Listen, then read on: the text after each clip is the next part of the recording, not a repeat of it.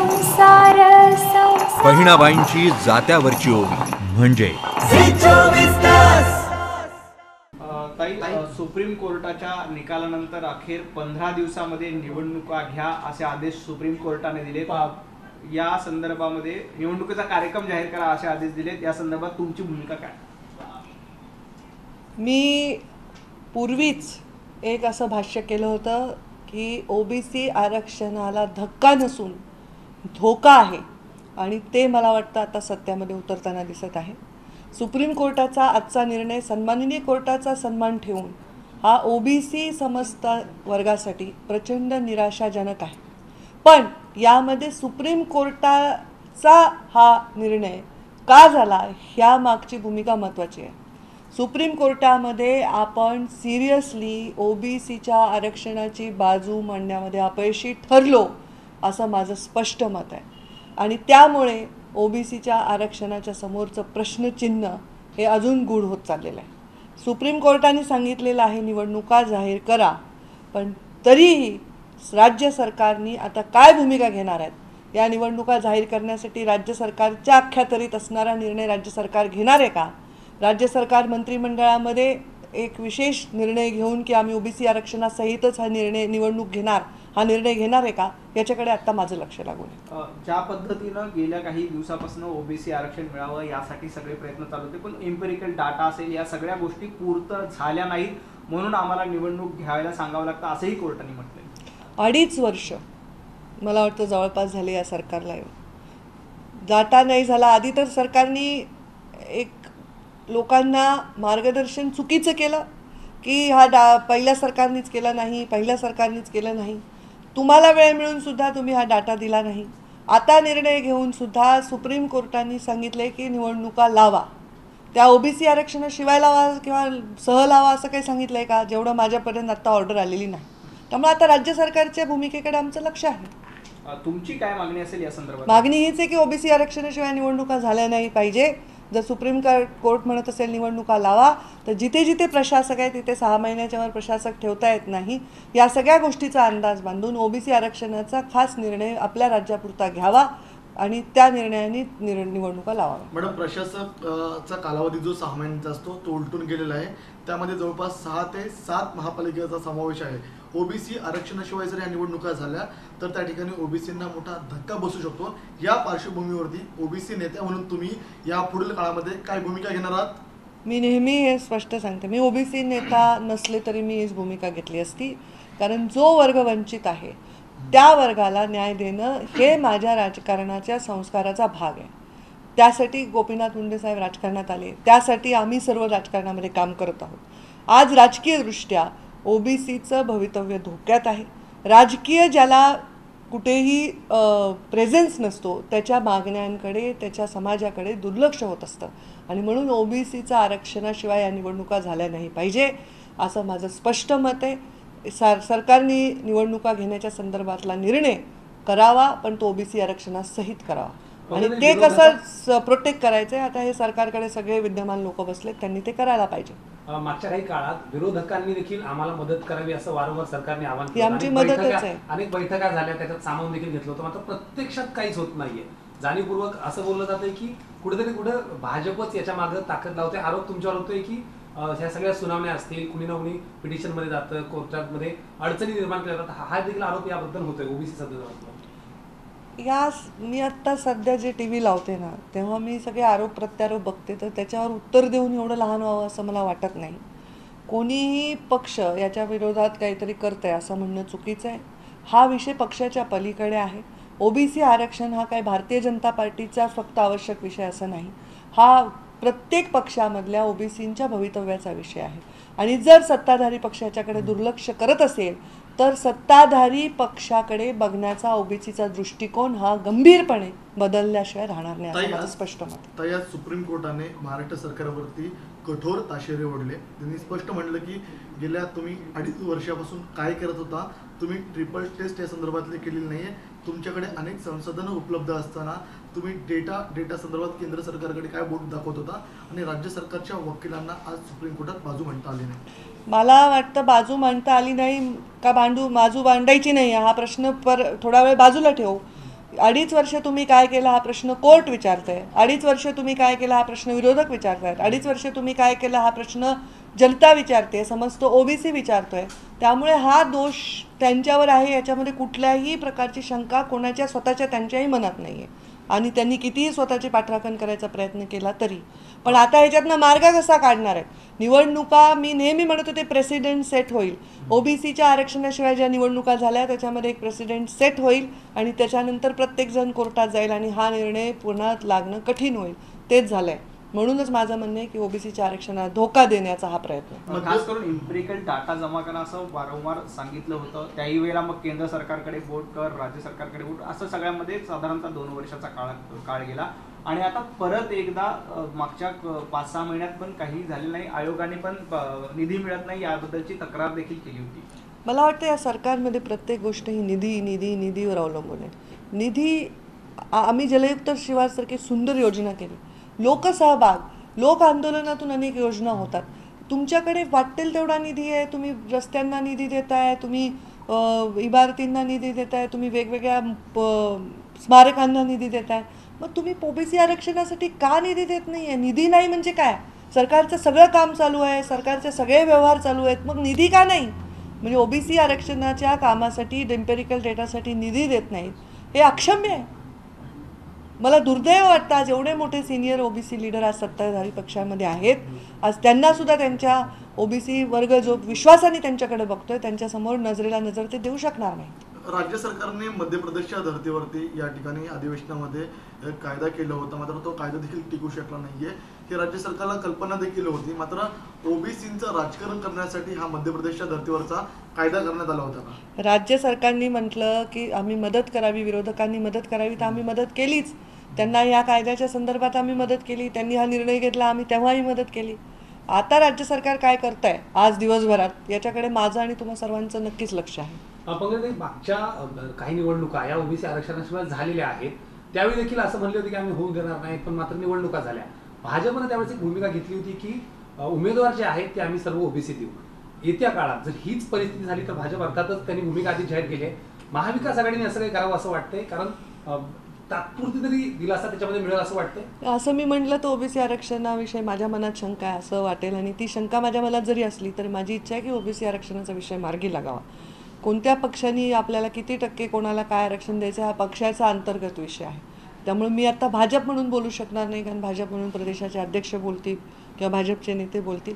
पण मी आज एक ओबीसीसाठी तळमळणारं नेतृत्व म्हणून प्रचंड दुःख आणि संताप व्यक्त करतो. चंद्रकांत पाटलांनी असं सांगितलं की ओबीसीच्या जागांवर ओबीसीचेच उमेदवार देणार. भाजपची भूमिका स्पष्ट आहे. स्वागत आहे त्या भूमिकेचं, पण माझं म्हणणं आहे की आरक्षणात सगळं दिली तर सन्मानजनक आहे.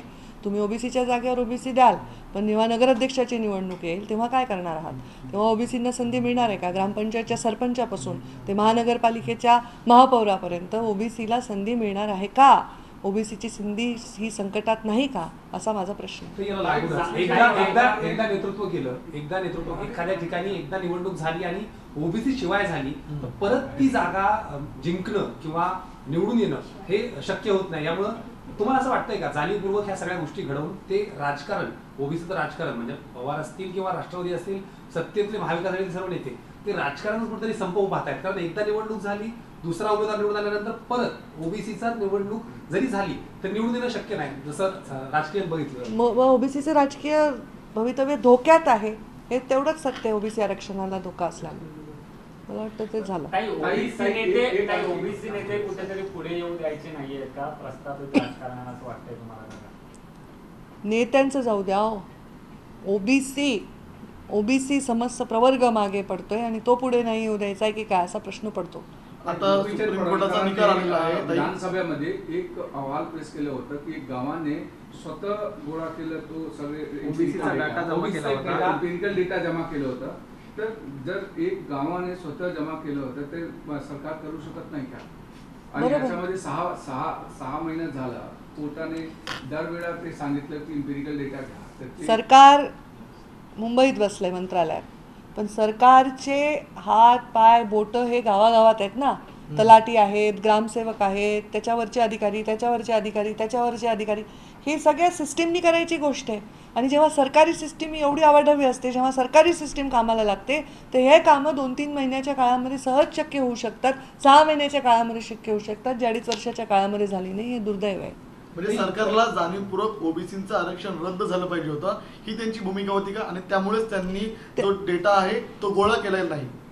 मला असं वाटतं याच्याकडे अक्षम्य दुर्लक्ष झालं आहे. ओबीसीच्या आरक्षणाला सुरक्षा देण्यासाठी वेळ आणि मानसिकता दोन्ही सरकारने दिलेला नाही. बघा एक वेगळा प्रश्न या सगळ्या मला दरम्यान वाटतं झालं आहे सगळं प्रेस एक वेगळा प्रश्न फक्त राजकारण म्हणजे राजकीय आरक्षणच नाही तर निधी वाटप जो दिसतोय, सारथीला निधी मिळतोय, सारथीच्या बैठका झाल्यानंतर मराठीला म्हणजे मराठा ह्या संदर्भात पटकन निधी होत आहेत, मागण्या होतात. दुसऱ्या बाजूला बार्टी असेल किंवा महाज्योती सारख्या ज्या तुमच्या काळात ज्या संस्था बनल्या होत्या त्याला मात्र निधी मिळत नाहीये, त्यांना पैसे मिळत नाहीयेत, अनेक जणांची कामं अडकलेली आहेत. फक्त राजकारण नाही तर शैक्षणिक दृष्ट्या असतील त्या लोकांना या सगळ्यामध्ये देखील एक निधीचा अभाव जाणीवपूर्वक पाहायला मिळतोय. काय वाटतं याच्या मागे सगळं? याच्या मागे जातीवादी मानसिकता मला वाटते. एका समस्त समूहाला सत्तेपासून, सत्तेच्या लाभापासून आणि मुख्य प्रवाहात येण्यापासून रोखण्यासारखे हे निर्णय आहेत असं म्हणायला मी अजिबात पुन्हा विचार करणार नाही. नाही, सातत्याने एक आरोप पूर्वी पण केला होता, त्यावर तुम्ही अनेकाला केले की केंद्र सरकारने डाटा द्यावा. मग आताही तेच महाविकास आघाडीने काय प्रतिक्रिया की केंद्र सरकारवर ढकललं जातं. राज्य आणि केंद्राच्या श्रेयामध्ये ओबीसीची फरफट झाली. राज्यातल्या निर्णयावर ओबीसी आरक्षण आहे, केंद्राच्या निर्णयावर नाही. आणि हे कोर्टानेही सांगितलं आहे की जो सेन्ससचा डाटा आहे त्याचा आणि इम्पेरिकल डाटाचा संबंध लावणं चुकीचं आहे. तो डाटा मला वाटत नाही की त्याचा काही इथे संबंध आहे. मला वाटतं दादा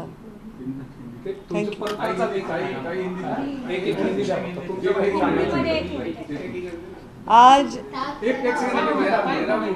बूम बूम इनका बूम दे दो. अमित फाटम आमदार आले, तिकडे बसवा, बाहेर बसले ते.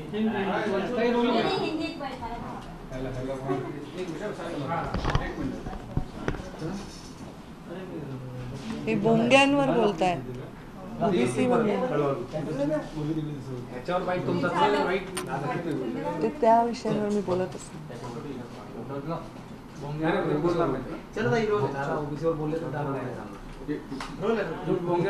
ताई आज जिस तरीके से सुप्रीम कोर्ट का निर्णय आया है उसे कैसे देखती है, और खास करके राज्य सरकार लगातार कोशिश कर रही थी आरक्षण बताने के लिए, ऐसा राज्य सरकार के नेताओं का कहना है. आज जो सुप्रीम कोर्ट का निर्णय आया है मैं उसको सम्माननीय सुप्रीम कोर्ट का सम्मान रख के ओबीसी के लिए बहुत ही निराशाजनक ऐसा निर्णय हो सकता है ऐसा मानती हूँ, अगर राज्य सरकार ने सही कदम नहीं उठाए तो. आज ओबीसी का जो निर्णय हुआ उसमें राज्य सरकार की भूमिका ये पूरी तरह संदेहपूर्वक है, क्योंकि कुछ दिनों पहले मैंने ये स्टेटमेंट भी किया था कि ओबीसी के आरक्षण को धक्का नहीं धोखा पहुंचने वाला है. और जो साबित हो रहा है, राज्य सरकार में जो लोग बैठे हैं अगर वो चाहते कि ओबीसी का आरक्षण सुरक्षित हो तो आज ये परिस्थिति नहीं होती. तो कहीं न कहीं राज्य सरकार में उदासीनता है. आज कोर्ट ने भी कहा कि राज्य सरकार को जो डेटा देना चाहिए था वो डेटा वो नहीं दे पाए हैं. इसका मतलब वो ओबीसी के आरक्षण को गंभीरतापूर्वक नहीं ले रहे. 6 महीने से लगातार जितनी बार सुप्रीम कोर्ट कहता है उतनी बार राज्य सरकार के लोग आते हैं यहाँ पर कुछ न कुछ दूसरा डेटा लेकर जाते हैं, या फिर राज्यपाल के पास जाकर के कहते हैं कि सेंटर को बोलिए कि वो डेटा दे. इस तरीके से पासिंग द बॉल टाइप का पूरा 6 महीने से चल रहा था. ये क्या जानबूझ के ओबीसी आरक्षण को खतरा पैदा करने के लिए किया जा रहा था? देखिए, हमने तो ऐसा कोई आरोप नहीं किया. सुप्रीम कोर्ट ने कहा कि राज्य सरकार को सेंसस और एम्पिरिकल डेटा को मिक्स करने की आवश्यकता नहीं. एम्पिरिकल डेटा ये टोटली राज्य सरकार की जिम्मेदारी है, कोर्ट ने कहा है. ये हम भी कह रहे हैं, हम भी उस डिपार्टमेंट में रह चुके हैं, मंत्री रह चुके हैं, हम भी यही कह रहे हैं. एम्पिरिकल डेटा ये उस राज्य के लोक संख्या पर आधारित, वहाँ की व्यवस्था पर आधारित निर्णय करने वाला डेटा है. उसका लोक संख्या के डेटा से संबंध लगाना गलत है. ये सिर्फ लोक संख्या पर आधारित नहीं होता आरक्षण. लोक संख्या का क्या लेना देना है आरक्षण से? आरक्षण पिछड़ेपन, उनके जो पिछड़े हुए वर्ग है उनकी जो व्यवस्था है, जो अवस्था है, उस पर आधारित होता है. और राजकीय दृष्टि से ओबीसी पिछड़ा हुआ है और इसलिए ओबीसी को राजकीय आरक्षण अगर नहीं मिला तो ओबीसी के भविष्य पर, राजकीय भविष्य पर बहुत बड़ा प्रश्न चिन्ह है। ताई, आज के दिन 2-3 अलग अलग चीजें राज्य सरकार के जो निर्णय रहे उस पर कोर्ट की तरफ से फटकार लगी। एक ओबीसी का बड़ा मामला, रवि राणा के ऊपर जिस तरीके से मामला हुआ, अलग अलग तरीके की जो चीजें हुई, क्या राज्य सरकार सुप्रीम कोर्ट, किसी भी कोर्ट में अपनी बात रखते समय सही नहीं रख पाती या जानबूझ के गलत निर्णय लेती है जो कोर्ट में नहीं टिक पाती? राज्य सरकार को कोर्ट से फटकार लगी है। राज्य सरकार को अभी आने वाले चुनाव में ओबीसी से भी बहुत बड़ी फटकार लगने वाली है, क्योंकि राज्य सरकार अगर चाहती तो ये आरक्षण सुरक्षित रह सकता था। ये संपूर्णतः राज्य सरकार की जिम्मेदारी है, ऐसा मैं मानती हूँ। इसमें कोई राजकीय स्टेटमेंट नहीं है। मैं अगर राज्य सरकार होती तो भी मैं यही कहती। इतर विषयावर बोलणार काय इतर विषय बोला, नवनीत पण तुम्ही राणा 1-on-1 काही करू नका। नवनीत राणा यांना अजून एक माझी विनंती आहे, जेव्हा तुम्ही धर्म आणि जात यावर बोलता तेव्हा माझे स्टेटमेंट ऑल्टर करू नका, कारण मी खूप सेक्युलर माणूस आहे। मला आणि त्याच्यातनं गोंधळ होऊ नये, माझं फॉलोईंग म्हणजे प्लीज तुमच्या चॅनलवाल्यांना सांगा, तुम्ही खूप चांगले आहेत, ते वरती एडिट करतात।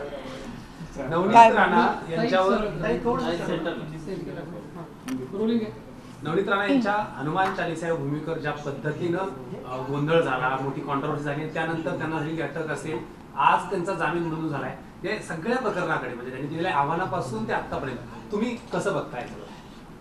मी या संपूर्ण प्रकरणाकडे स्थितप्रज्ञ दृष्टीने बघत असताना माझ्या लक्षात एक येतं की या देशाचे प्रधानमंत्री नरेंद्र मोदी हे सामान्य माणसासाठी, अत्यंत शेवटच्या गरीब माणसासाठी काम करत असताना ज्या योजना राबवत आहेत, जे निर्णय घेत आहेत, मग ते शेतकऱ्यांसाठी असो, शेतमजुरांसाठी असो, आरोग्यासाठी देशाच्या असो, महिलांसाठी असो, या देशाच्या आर्थिक व्यवस्थेसाठी असो, या देशातील मुस्लिम महिलांच्या ट्रिपल तलाकच्या संदर्भातल्या निर्णयाविषयी असो, हे निर्णय अत्यंत विचारपूर्वक, अत्यंत समाजाला बांधणारे आणि ज्यांच्यावर अन्याय होत आहे त्यांना शक्ती देणारे निर्णय आहेत। आम्हाला कोणालाही जेव्हा आम्ही या निर्णयांकडे बघतो तेव्हा मला दिसत नाही की देशामध्ये प्रधानमंत्री जे काम करत आहेत त्याच्यामध्ये कुठेही भेदभाव आहे, कुठेही अभाव आहे अशा प्रकारच्या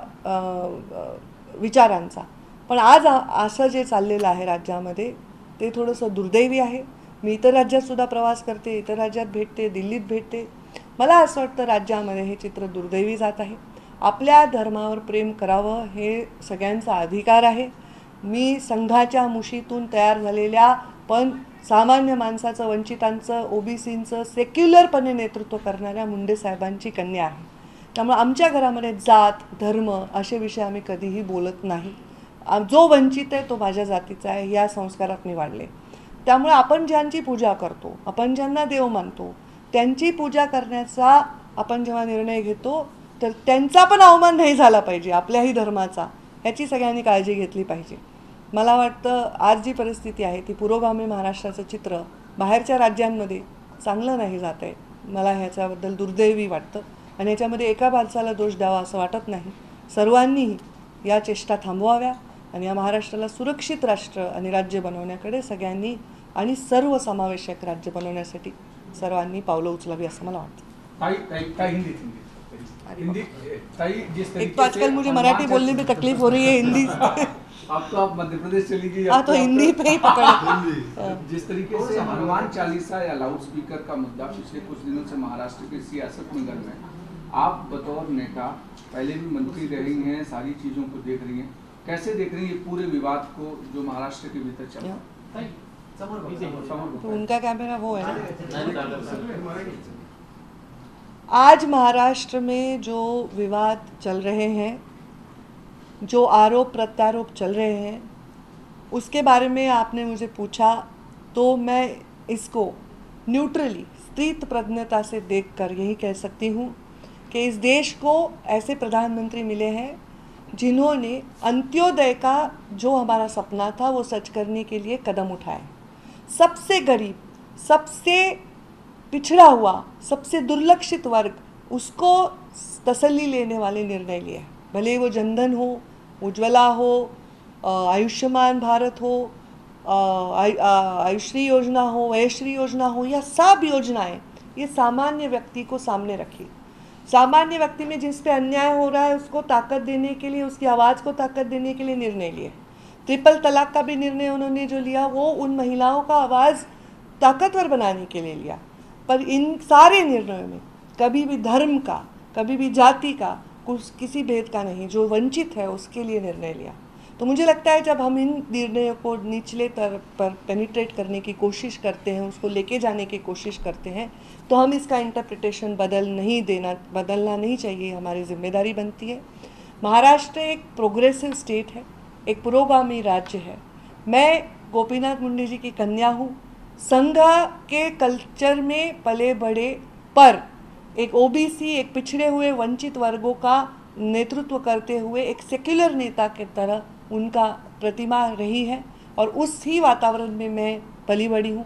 अपने धर्म का आदर करना मैंने सीखा है, अपने धर्म का अभिमान करना भी मैंने सीखा है और मेरा ही धर्म ये सिखाता है कि शांततापूर्व हमको इन सब चीज़ों को हैंडल करना चाहिए। जो मुद्दे बिल्कुल है ही नहीं उनको निकाल कर समाज को धोखे में डालना गलत होगा। इसलिए मैं चाहती हूँ कि विकास के मुद्दे, लोगों के मुद्दे, जो लोगों की अड़चने हैं उस पर ज़्यादा से ज़्यादा बात हो। इस देश को बहुत बड़ी महासत्ता बनाने के लिए बात हो, ना कि हम अंदरूनी आग लगाएं और फिर हम बुझा ना पाएं। Thank you.